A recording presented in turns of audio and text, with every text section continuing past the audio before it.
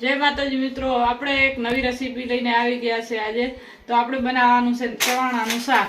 તો એના માટે સામગ્રી લીધી છે ચવાણું, ડુંગળી, 2 ટમાટર, લસણ, મરચું અને લીલા ધાણા। હવે આપણે આને સુધારી નાખીએ। હવે આપણે જે ડુંગળી, ટોમેટા લીધા ઝીણા ઝીણા કાપી, લસણ, મરચા અને ચવાણું લઈ લીધું। હવે આપણે કડાઈ મેલી અને અંદર વઘાર કરશું। લીધું કડાઈમાં। હવે તેલ ગરમ થાય એટલે અંદર રાઈ અને જીરું નાખીશું। ગરમ થયું એટલે અંદર રાઈ નાખશું।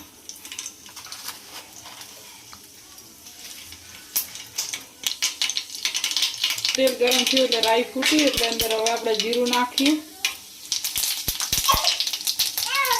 હવે એની અંદર આપણે ડુંગળી નાખી અને સતત હલાવતા રહેશું। જેટલી ઘડી ડુંગળી પાકી ન થાય લાલ કલરની એટલી ઘડી।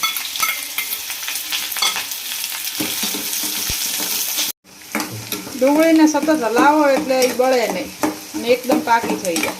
હવે આપણી ડુંગળીનો કલર બદલાવા માંડ્યો છે એટલે લાલ થાય એટલે હવે એની અંદર આપણે લીલું મરચું અને આ લસણ એડ કરશું। એને પણ એવી રીતે હલાવી અને પાકું થવા દઈશું। હવે જે આદુ અને લસણ હોય એની પેસ્ટ સુગંધ આવે ને એટલે ટામેટા નાખી અને પણ એને પણ સહ હલાવીને પાકા થવા દે।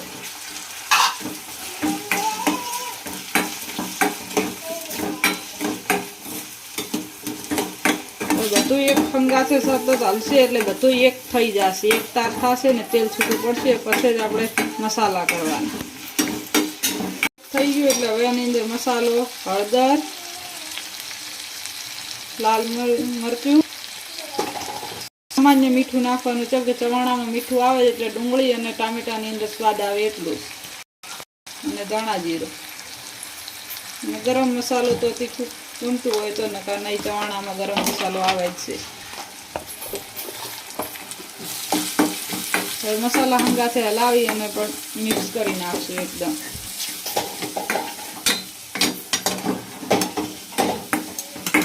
મસાલા પણ મિક્સ થઈ તો અંદર એક સામાન્ય પાણી રેડવાનું, અડધો ગ્લાસ જ ને કે સામાન્ય પાણીથી મસાલો સીજી જાય એકદમ। વધારે રેડશું તો ચવાણું ગળી જાય।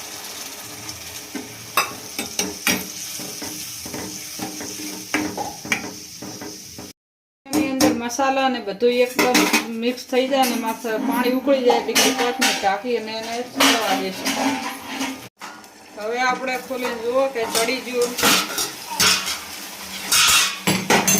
આપણે મસાલા અને પાણી બધું એકદમ ચડી ગયું તો અંદર ચવાણું નાખી અને ખાલી આઈને લઈ લેશું કેમ કે ચવાણું ગળે નહીં, ચવાણું ઝીણું આવે ચડી જાય।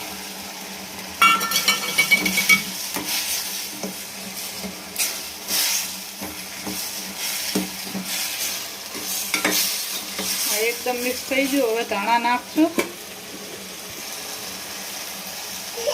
હવે ગેસ બંધ કરીને આપણું શાક લઈ લઈશું। તૈયાર થઈ ગયું આપણે ચવાણાનું શાક।